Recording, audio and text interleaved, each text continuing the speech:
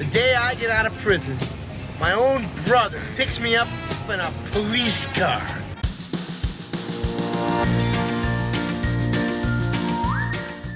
Hi there, and welcome to Baseball by Design. I am Paul Caputo, minor league baseball correspondent for sportslogos.net.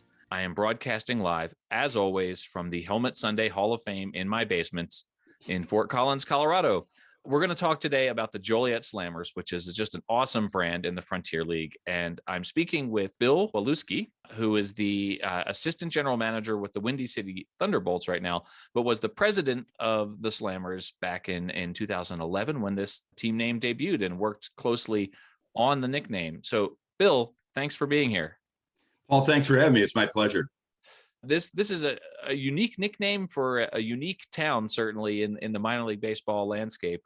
You are like I said, you're a veteran of the Frontier League, which has a lot of great brands and nicknames. And someday perhaps we'll talk about the Thunderbolts as well. But today we're talking about the Slammers.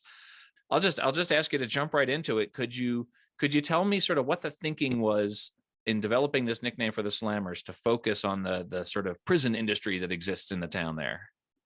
So, Joliet is really rich in history. I know there are some teams there are some areas where it's a little more difficult to grab onto something. But when we went into Joliet, and to give you a little background here, there was a team, the Joliet Jackhammers, who were in Joliet for 10 years. They were part of the old Northern League, and they had a 5-year honeymoon, and they were doing great. And things went south, and they ended up going BK and having to shut it down. So we were coming in on in a damaged market, I guess you could say, because there were a lot of unpaid bills and things that typically occur when teams rarely leave well, I guess is the best way to put it. Right. So at any rate, we as much in the Jackhammers, as you may recall, have had a great brand. It was very well known in the area. The mascot was well known. I mean, it was a great brand, but we felt it was damaged and we needed to change. So as far as how the Slammers came about, we did the proverbial name the team contest, which, in my mind always is more of a suggestion box than it is anything else. Sure. You certainly wouldn't want to just go on a just the fan suggestion if it doesn't work for marketing and everything else. There's a lot that goes into picking the team name. The Joliet had been kind of resistant to acknowledging their prison history for a long time. And as a joke, I brought up Joliet Jailbirds in an initial meeting. They had asked if there was a name that we had, and I just threw it out kind of as a trial balloon to the city fathers, and the one of them said, "Hey, it's I don't know if that's the name, but we're not adverse we're starting to embrace our prison history a little more." So that was like a green light as far as we were concerned. And so anyway, we did the name the team thing, and then we had our own internal back and forth. And when you added up all the suggestion box thing, Jailbirds was number one, and we hadn't even publicly put it out there. And number two was Joliet Jakes. Oh, so there were a lot of really clever things you could do. There's a tradition of quarry in Joliet, and many of the old buildings are made with the same kind of stone and the same color as the prison is. So quarrymen was another one. Stone cutters, stoners, believe it or not, somebody threw that in there, of course. I believe it. Yeah. And somebody wasted their time with that. Right. So at any rate, the more we looked at it, it was the perfect double entendre, because the Slammers was a baseball term, and it was also what you referred to going to jail. You're going to the Slammer. So it once we worked through it, then it was pretty clear to us that was the appropriate name. Sure. Well, and so as an outsider to Joliet, right? I mean, I know that Joliet has a place in the whole cultural lexicon, right? I mean, you mentioned Joliet Jake, right? So like it was the scene of the Blues Brothers. There's been other TV shows and movies that are set there. I know that there were like some reality TV shows. I guess the big TV show that was there was Prison Break. And, it's been in songs, right? Like it's, Joliet Bound by Memphis Minnie in 1932, Bob Dylan's Percy's song in 85. So there's a ton of sort of cultural references to Joliet as an outsider. It sounds like from what you're saying, though, like that sort of outside perception of Joliet as being a prison town was something that the town itself had not yet adopted. So how do you reconcile those two things?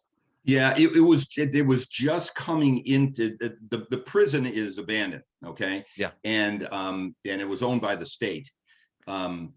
So it was, I don't want to say it was a blight. It was kind of it's still a cool thing, but they were in, if I remember my history properly, they were in the middle of getting control of that prison and working out something where they could use it as a tourist destination, as an attraction.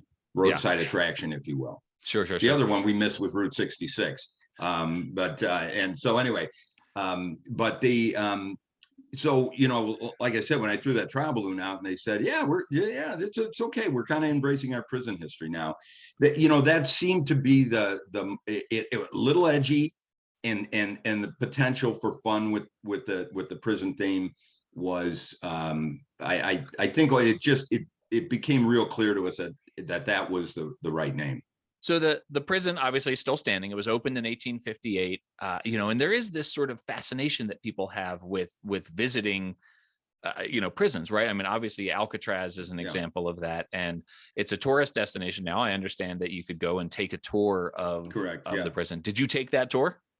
I have not, believe it or not. I think that opened up, I want to say maybe 2017, 2018. Okay, so it was a while between when the prison closed. Yeah. Okay. Yeah, we actually wanted to film some commercials there, and we couldn't even get access to it. Oh, is that right? Even going through the city, and that was I think it's different now, but it was unsafe, and there's all kinds of liability issues. So, but it's still standing. It's awesome. You see it in the first scene of the Blues Brothers. Jake's coming out of the prison, and Elwood's there to pick him up. So right. It was a real good source of promotions and fun and double entendres. We went and we named one of our marketing people decided we were going to name the pro shop the Clink. The Clink, which the current owner, they've kept that. And so there's just all kinds of fun to be had with it. But it wasn't popular with everybody. Okay, that's interesting. Can you talk about that? I mean, every minor league rebrand has pushback, but can you talk about the specific pushback here? Sure. And I think, if I had any bit of advice for somebody, who's going through a rebrand or a rename or whatever, you always remember the one bad comment that you get versus the 10 good ones, right? Right. So you're not going to please everybody. You're going to have thick skin. Sometimes it's easier said than done, right? One I specifically remember was we announced the name before we unveiled the logo. We had a big wingding in downtown Joliet when we unveiled the logo.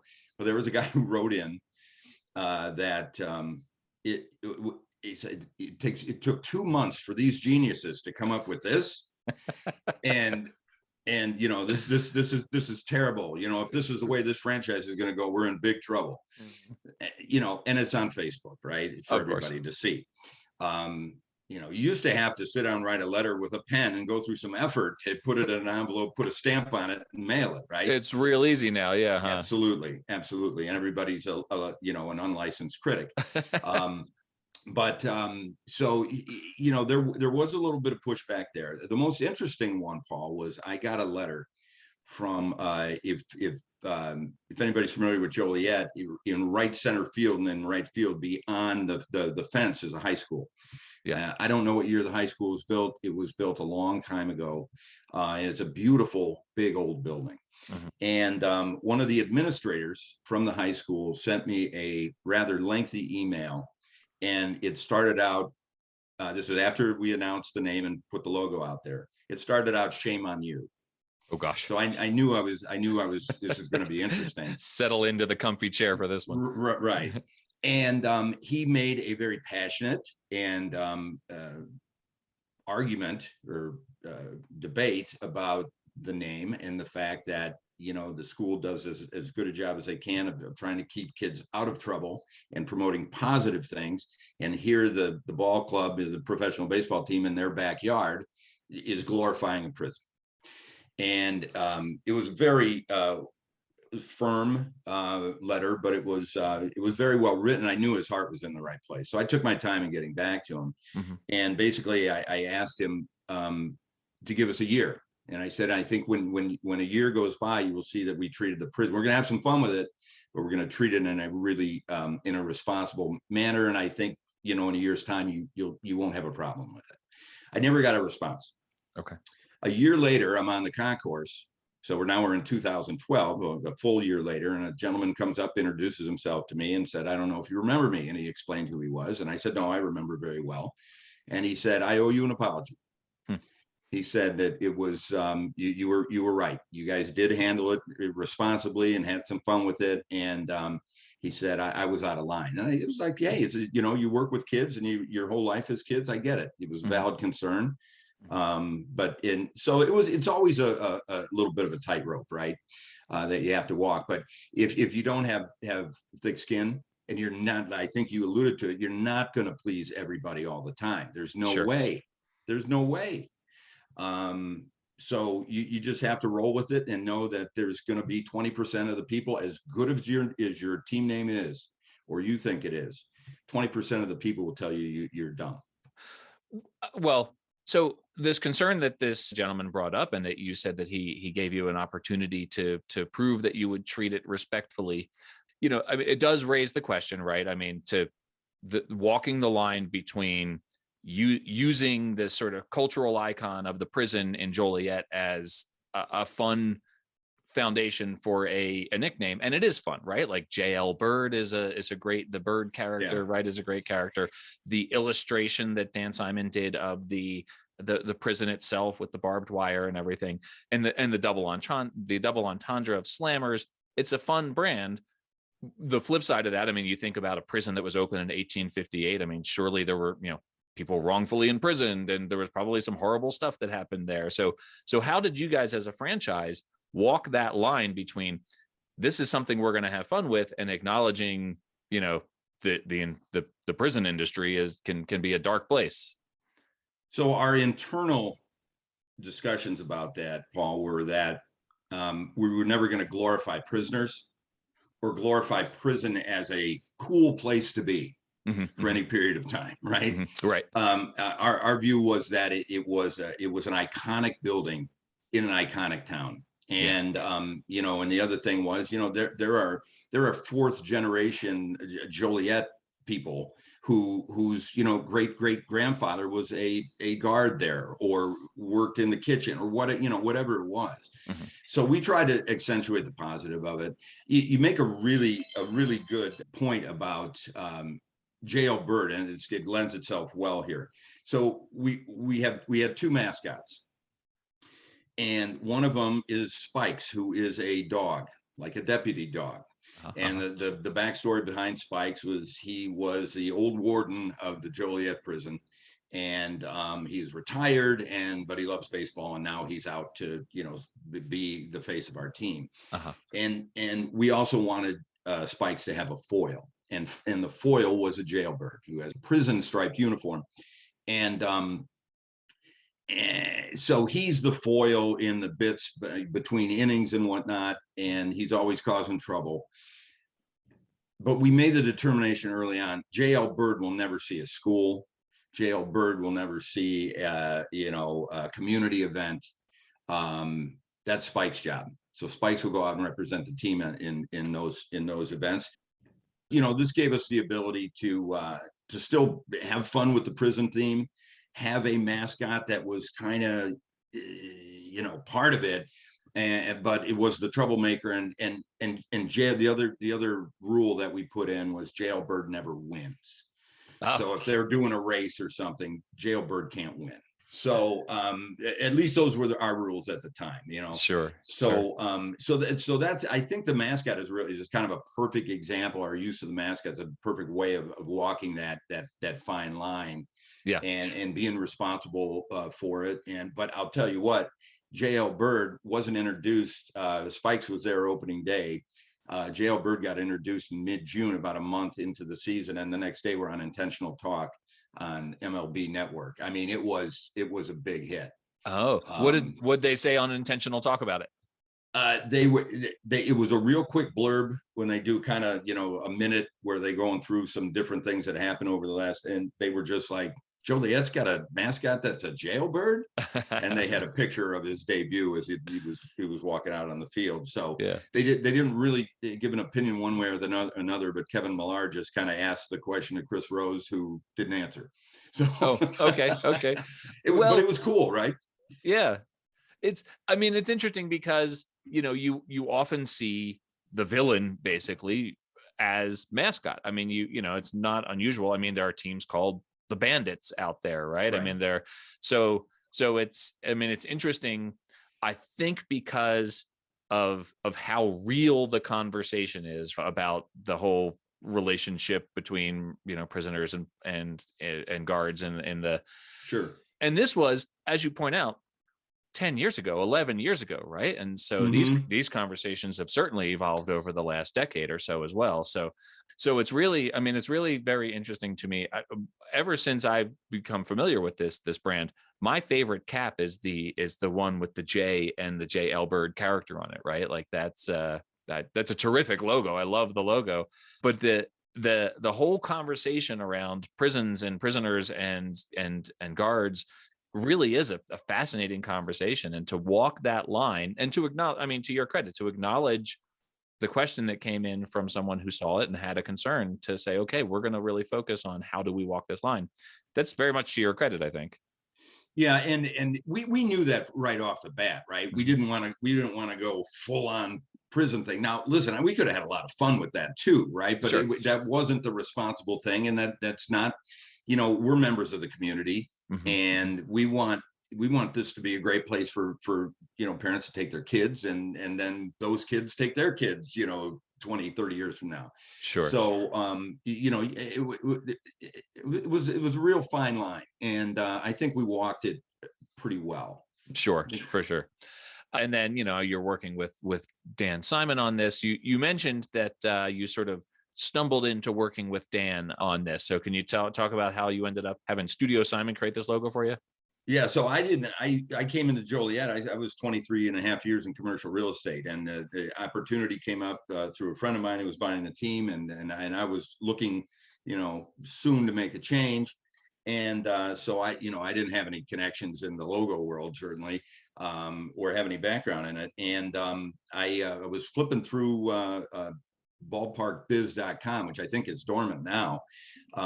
It's a website, and all of a sudden I come across an article about a Studio Simon, and I read the article, and Dan had quite a resume, and we were going to be in the market for a logo design here in the near future. So I forwarded it to our owner.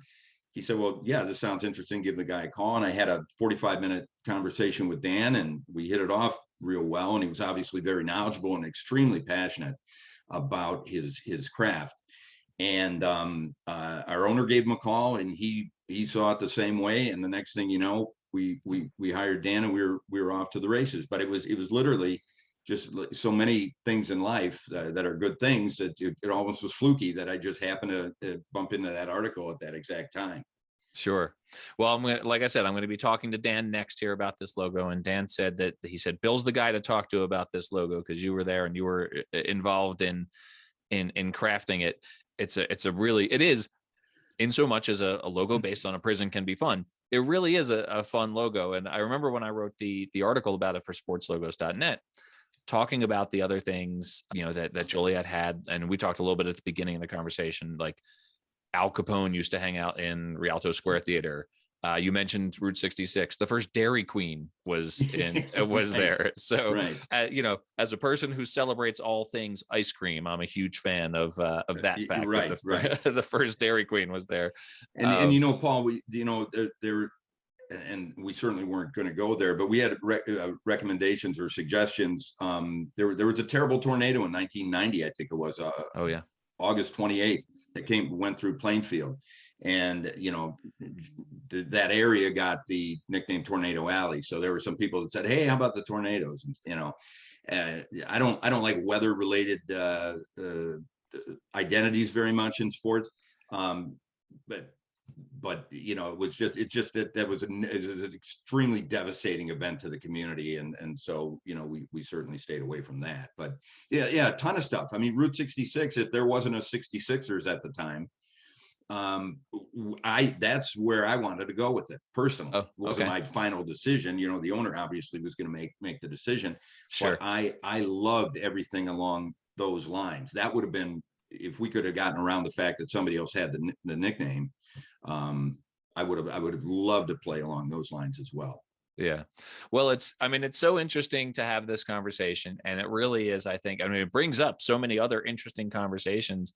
Like I said, I was a tourist. I haven't been to the old Joliet prison, but I was a tourist in Alcatraz, and I did that thing because of this fascination with prisons, right? And absolutely. And you go through it, and it's not active now. Yeah. And your mind just takes you back to 1930 or wherever, when what was this really like then? It's kind of cool. I want to go back to the J, the character, and as you said, that the J and the bird on it. When we engaged Dan, we had a conversation. He basically explained the process, and he said, "I'm going to give you, I think, 5 or 6 logo studies." Sure. And then we'll look at them, and we'll go from there. And my only, how do you direct a guy who's brilliant at what he does, especially an artist, right? The only thing I asked him was, I said, if you would give us a character, I'd like to see a character, and he came up with that bird. And it's funny, the evolution of logos, and you guys know this better than I do, but it seems to me sometimes your primary logo ends up being your secondary logo. Yeah. And I think that's what has happened here. The current ownership of the Slammers, they've done a great job in maintaining that brand and keeping the fun in it and walking that line. But it's apparent that J with the bird has really, and it happened in our time too. That seemed to be the logo that we used on most things, whether it was merchandise or press releases and everything else. And it's kind of fascinating how that kind of goes 180. Yeah, well, and I'm looking forward to talking to Dan about that character, because I remember when I wrote the article that the thing that was important to him, and this gets to the conversation that we've been having, was that to create a character who was essentially, going to represent the prisoners in this situation. Mm-hmm. It was very important to him that character not be a human being, and mm-hmm. so that the idea. I'm looking forward to talking to Dan about that here coming up. But it's a fascinating conversation. It's a great brand. I really like this brand, and obviously that's one of the reasons I wanted to talk to you about it. And I'll just ask you, is there anything else about this story that I haven't asked you? I don't want to miss anything. Is there anything about the story that you think is important for listeners of this podcast? Well, yeah, we were under the gun. We had 4 months to to rename the team, rebrand, and put it all together. Mm-hmm, mm-hmm. And we were getting a lot of pressure to get the logo out. Sure. From the city. To our owner wanted, you don't have much to sell until you have that identity, right? It kind of confirms that, hey, these guys are real, they're happening. For sure. So we had announced the name, and then we did our logo unveiling, I think on March 18th at the Rialto Square Theater in downtown Joliet. We put on quite a show. It was awesome. Al Capone's old stomping grounds. Yeah, and we had we unveiled the uniforms, the whole 9 yards. But don't rush it. Right. And I was everybody wanted it out. Everybody wanted it out. And, you know, I kept saying, guys, we got to live with this for 20 years or more. You know, you don't rush it, and you don't rush art, and you don't rush an artist. Right. And fortunately, my wife, as Dan knows, is a graphic designer. So I'm really aware of the artistic process, probably more than I care to be. You know, that was a challenge to me, was kind of say, guys, you know, this isn't something we want to rush. Yeah. You know, let him do his thing, and then and we'll go from there, because you get one shot at it, Paul, as you know. You really do. Yeah. It's painful to have to go, wow, we really screwed up. We missed either the name or the logo just doesn't resonate with people. Dan created the logo for my podcast, which was just such a fascinating experience for me. But I remember having a couple conversations with him. You know, we talked for 45 minutes to an hour, and he would just ask me questions about things. And I remember just being like, I so bad want to see something, right? But I knew, like, not to press it. And then what he came up with was brilliant, of course, because he's Dan Simon. Well, and here we have now, I'm a novice, right? Here you are, a graphic designer. You're having a conversation on a completely different level, I'm sure, than I was having with Dan. But one really good story, I think, in terms of my working with Dan.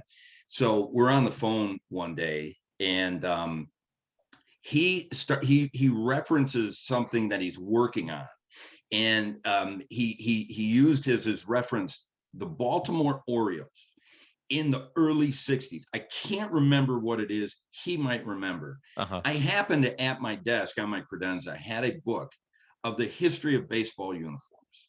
So as he's telling me that the Orioles made these subtle changes in the early 60s, and I just, without him knowing, I pick up the book and I open up the Baltimore Orioles, and I'm looking, and I mean, he nailed it right to the T, exactly these subtle changes that they made in their uniforms. Yeah. And I was like, man, this guy is unbelievable. That's hilarious. He is. He's a joy to work with, and obviously came up with a great brand for the Slammers. Bill Waliewski, thank you so much. I really appreciate your time. Where can people find you on social media? You can find me on Twitter. It's a good spot for me, at BWalu, BWALU 10. That's my Twitter handle, and talk a little bit about the business from time to time, or just some observations. A lot of Thunderbolt stuff when we're in season. So that's a good place to find me.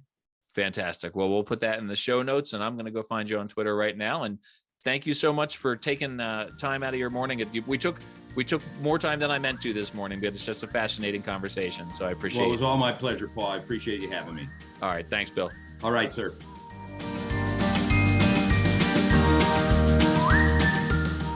All right. Hi, everyone. Welcome back. I am thrilled, as always, to welcome back my friend Dan Simon, the incredibly talented designer who has created so many great minor league baseball logos, including this one for the Joliet Slammers. Dan, thank you for being here again. I thank you for having me again.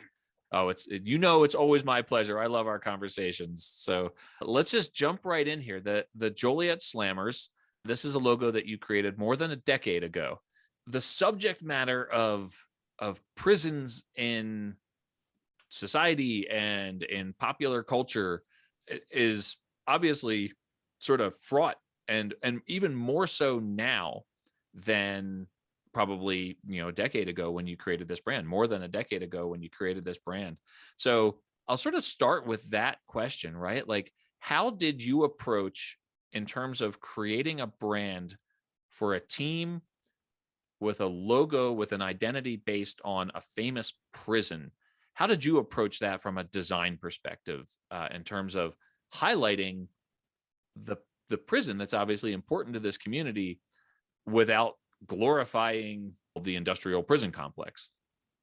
But when they came to me with the idea of doing this Slammers identity, they said right away, we've got to be careful here, because we don't want to celebrate lawlessness. Mm-hmm.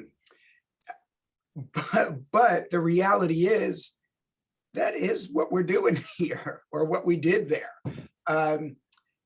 At first, they told me that they didn't want to feature a criminal. And I understood that. And they said, so let's make the primary logo. Let's celebrate the building itself. Now let's not say celebrate. Let's focus on the building itself. And so we can tell the story of, at a prison, you don't just have criminals, you have guards and you have the warden and you have people on the law's side. So we want that to be the narrative. So in my head, the first thing I saw was a jailbird. And that's what I would have done for the primary logo. And I did present, of the 4 directions I presented in the first round, 3 of them were facility specific, the prison itself. And 1 was a jailbird, because I just wanted them to see this could still be fun. And with a jailbird, we make it a character instead of a tough, brutish looking thing. We can have fun with it. And and you know what, that became that character, the jailbird did become the home cap logo. At first it was not, they didn't want to do it as a mascot again, because they didn't want to focus on the jailed. They wanted to focus on the jailers. And so their first mascot was a hound dog. I believe they still have it, because that's, like when a prisoner escapes, what do? They go out, at least this is what they used to do it in movies and things like that. Right. They go out with the hound dogs to pick up their scent. Yeah.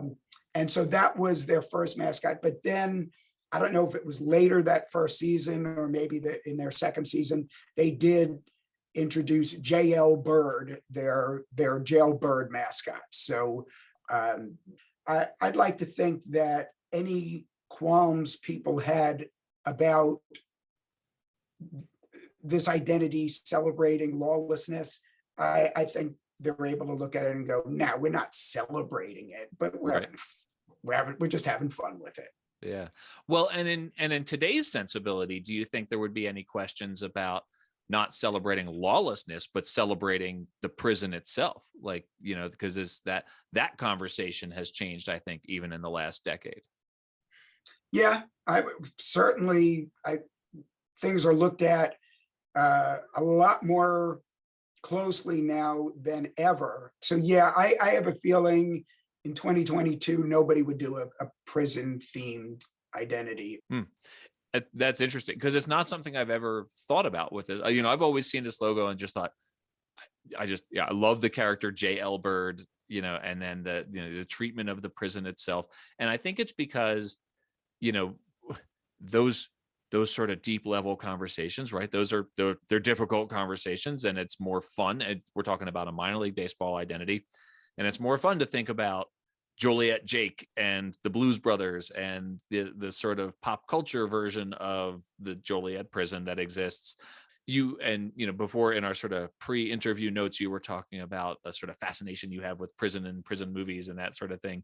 So what do you think the role of the prison is in the Joliet community, where it would be the thing that you would focus on for a minor league baseball team identity? It's part of Joliet's identity. And I would imagine, obviously, I shouldn't say obviously, but it's no longer a working prison. But it's still there. The structure is still there. And so back when it was a working prison, is that what you call a prison that's open? I think so, yeah. Prison? Okay. Yeah. A lot of people in the community worked there. So just like in Kannapolis, where I did an identity that has some ties to the mill that used to be there. Most of the people in the city worked at the mill. Now, I don't know if most of the people in Joliet worked at the prison, but I'm sure a lot of them did. So there's a tie to the community there. And heck, maybe prisoners got rehabilitated. So maybe there is a positive aspect to, or you can view prisons as there is a positive aspect in that hopefully prisoners get rehabilitated. Look at one of my favorite movies, but actually, frankly, it is my favorite movie, The Shawshank Redemption. Red, the character played by, help me here. Morgan Freeman. Thank you, Morgan Freeman. I'm sorry. Favorite movie, and I couldn't even remember his name. That's my bad. He gets spoiler alert, he gets released from the prison because he's rehabilitated. Actually, there's his speech where he talks about, am I rehabilitated? And I says, I don't know. Whatever he says, but yeah, I don't know what that word means. Right here, thank you. Here's somebody. I remember him saying, I committed a horrible crime. Yeah. I don't know if they ever say what that was. I think it was murder. I think when he was very young, he murdered somebody. I believe he murdered someone, but he legitimately got rehabilitated. Now, hopefully, there are some positive aspects of the prison system.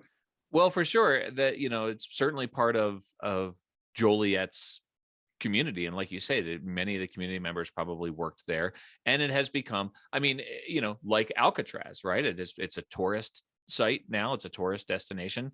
And it's been featured in all sorts of pop culture, right? I mean, most famously in the Blues Brothers, because that's where, John Belushi was Joliet Jake, and he was getting, at the beginning of the movie, he was getting released from prison, picked up by his brother. And there was a movie, not a good one, but it was called Let's Go to Prison. And terrible, terrible movie. I think it's fair to say that as a society, prisons are sort of a big deal to us. So it's not surprising then that the Joliet Slammers would choose to focus on this aspect of their identity. Just on your own sort of personal level, or, working with this team, did that sort of cultural fascination that we have with prisons factor into this team's identity and your process creating a brand? It certainly, it was something I definitely thought about during the development of the identity. I can't necessarily explain it, but we do have this fascination with prisons, with people who do illegal things. Think about two of the greatest movies of all time, The Godfather and Godfather 2. Prison movies like Shawshank Redemption, The Green Mile, escaped prison movies, Oh Brother, Where Art Thou? Also think about, The Sopranos, how long that ran. We're fascinated by these people, these places, the prisons and the people in them. There's just a fact. Think about all of the, you're doing a podcast here. There must be dozens of true crime podcasts. We're fascinated with it. And maybe the reason for that is it's fascinating. It is. Well, it is fascinating. And it's, like the whole subject of the TV show, Only Murders in the Building, right, is about it's a TV show about a true crime podcast. You mentioned Oh Brother, Where Art Thou, which is a great movie, one of my favorites. One of the things I was going to ask you about with J.L. Byrd, the character, is that the prison opened in 1858. J.L. Byrd has a very definite sort of old-timey feeling about him, in terms of, the striped shirt, and, just the character himself doesn't feel like a sort of contemporary prisoner, right? It feels like something from perhaps the prisoners or from the prison's history. Was that intentional? Oh, for sure. I did not base that character on something specific that I found in my research. But I must have seen a cartoon as a kid with a character just like that. It's in my head that I've seen it. That was not a creation of my own. Somewhere in my past, I've seen that. And to me, that's what this character needed to be, because it's what I immediately associated with prisons, was this jailbird, and I feel like I've seen it somewhere before. So if there's some cartoonist out there or animator out there who created that, and I didn't copy it directly, but I want to thank that person, because it went, there's this vision in my head. I know I had seen it somewhere as a little kid, and it stuck with me. Well, I wonder what bubbled up from your subconscious there to create J.L. Bird. I do want to ask you, I mean, we've talked about a lot of different things on this segment. We went a little outside the normal parameters of our conversations, although not that our conversations have normal parameters, I guess. But I do want to ask you about the color choices. This sort of green and orange is not something that you see all the time in minor league baseball logos. And then obviously the cream color as well. So the green, black, orange, and cream, I guess. Where did those color choices come from? I can say that I would have never chosen those colors for this identity. Green and orange, even though there's black in the identity as well, green and orange were the principal colors. And that's not something I associate with visually with prisons. Mm-hmm.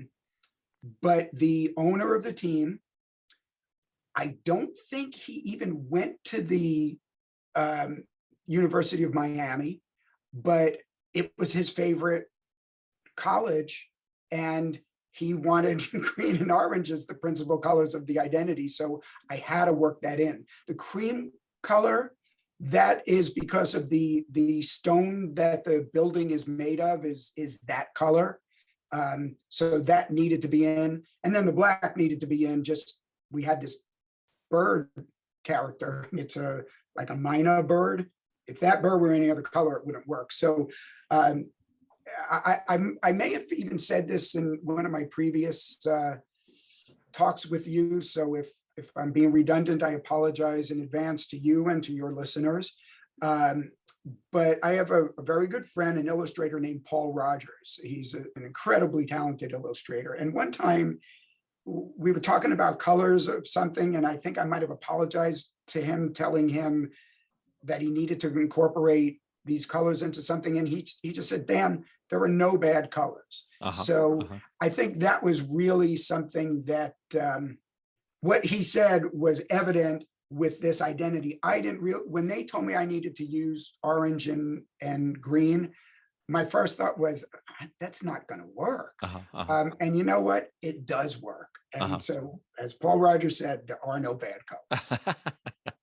I like that. Dan, I happen to know from previous conversations that you have a kind of wild story. You have a sort of wild connection to an individual who ended up becoming a prisoner, someone who connects sort of tangentially to your life. Do you mind sharing that story? I do have a personal connection to actually an infamous prisoner. When I was a little boy, from age 0 to 7, I lived in the borough of Queens, in Flushing, Queens, in New York City, and we lived in a row house that my parents owned, and there was a famous owner of our very house prior to my parents buying it. There was a famous trial in the early 50s. It was the Rosenberg trial, where Julius and Ethel Rosenberg were convicted of spying for Russia. During the Cold War, they were convicted and were sentenced to death. There was a third individual who was part of this espionage conspiracy, who was also found guilty. Fortunately for him, he was not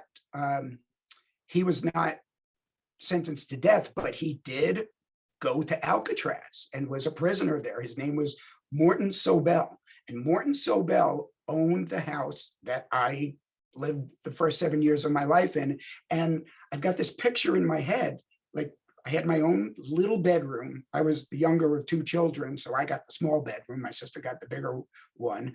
And just to think that Morton Sobel this man convicted of espionage against the United States and who served time in Alcatraz was like in my bedroom, where my childhood bedroom.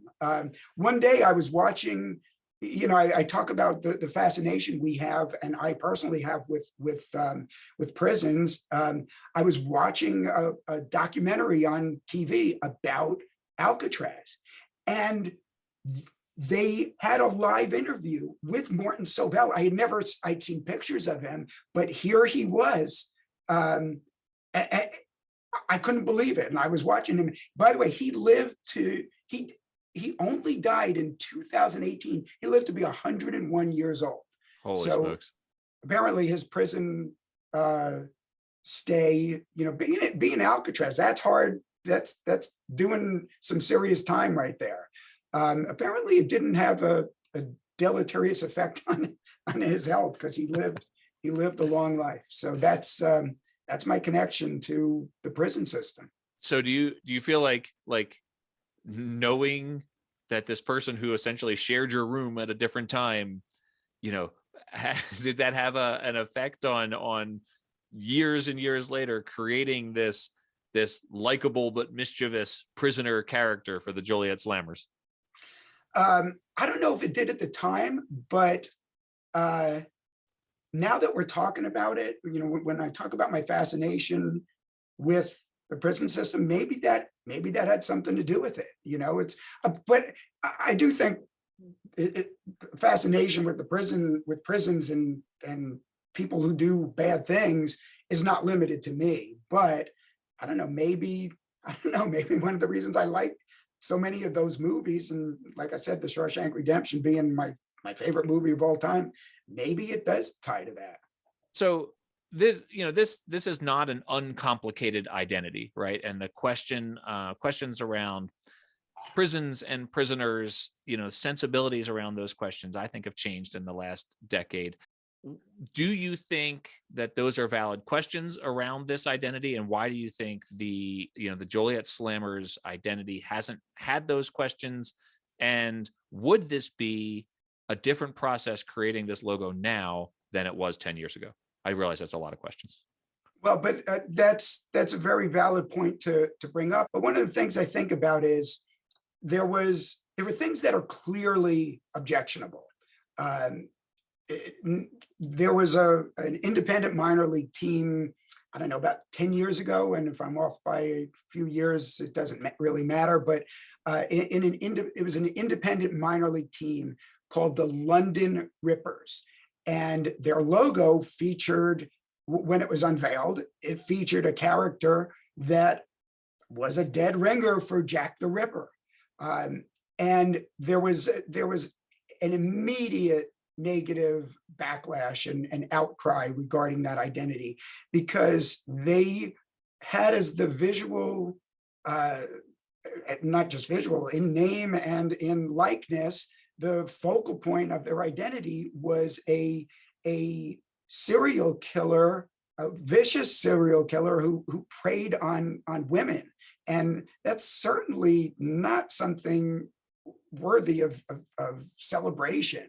So I agreed with the backlash there. And but in this case, our J.L. Bird character in this identity, he could be Andy Dufresne. He could be somebody who was wrongly sent to prison. He could be somebody like Andy's friend Red, who at one point did something horrible. But for anybody who's seen the movie, I don't think he's a horrible person. So I'd like to think that's why this identity has not suffered the same fate that similar identities that are viewed as objectionable. The whole premise of my, of this podcast and the stories I've been writing for sportslogos.net for all these years has been that you can tell the story of America by understanding why minor league baseball teams are called what they're called, and having those conversations.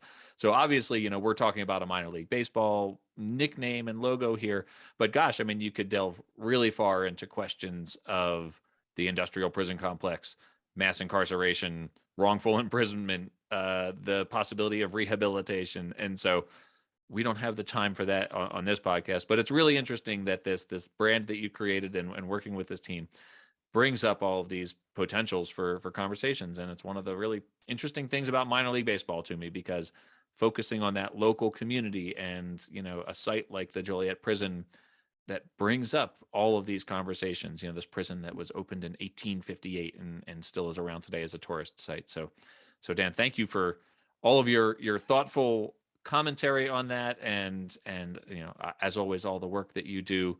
And I know people can find you as always at studiosimon.net and on Instagram at studio_Simon. Dan, thank you as always. I can't wait to talk to you again soon. Thank you, Paul. See you next time.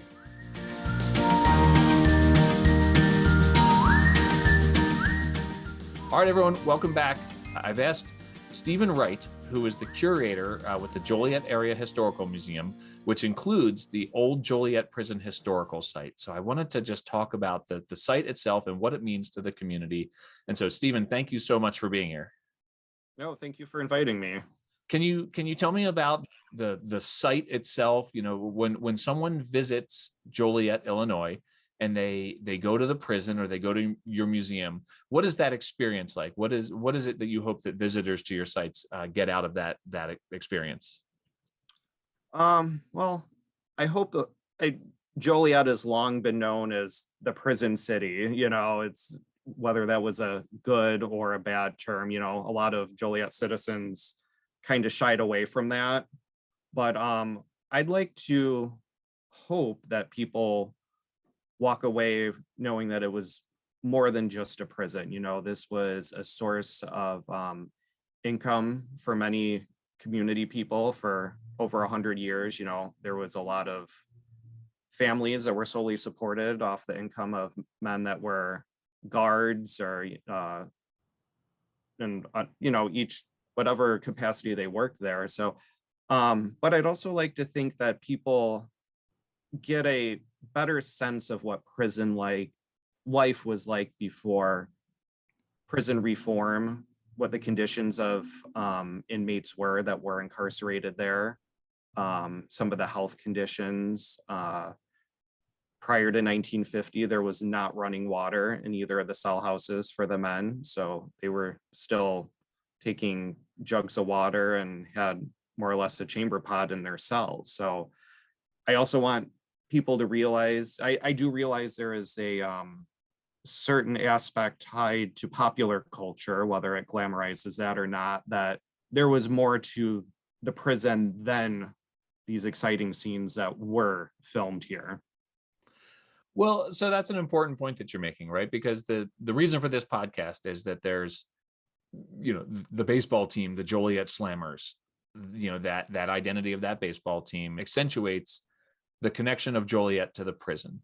Sure. And I think there's a fascination with prisons, right? And when you work at it in interpreting the prison experience, I'm sure you have guests show up who have, you use the word glamorized, right? I'm sure you have guests show up who have sort of glamorized the prison experience. They've seen Alcatraz in movies. They've seen all the popular culture references to the Joliet prison. And you're describing a much more real experience, right? And the museum itself, I'm sure, has to walk this fine line between commemorating this place that is obviously important in American culture without glamorizing imprisonment, right? Like acknowledging all of the flaws that exist in the system right now. And I'd be curious, how do you tell the story of a place where horrible things probably happened to a public that has this, this perception that's probably been affected by popular culture, songs, movies, TV shows being recorded there? How do you tell that story in a way that actually brings it back to like, hey, incarceration is not a thing to be celebrated? Well, I like to say, in order to make people aware of history, you have to have an uncomfortable conversation. It's not always a conversation that people are expecting to have or want to have, but these are things that can't be glossed over or forgotten. You know, you have to bring these uncomfortable events to the forefront to make people understand. So it's not always an easy conversation to have, but one that needs to be had. Sure. Well, and so I'll ask you, what is, and you touched on this a little bit already, but I'll just sort of ask it in a more direct way. What's the significance of the prison to contemporary Joliet, Illinois? There's still mixed feelings about it. You know, there are people who, why are we doing this? Why are we trying to make this a why did we make this a historical site? Why are we preserving what's there?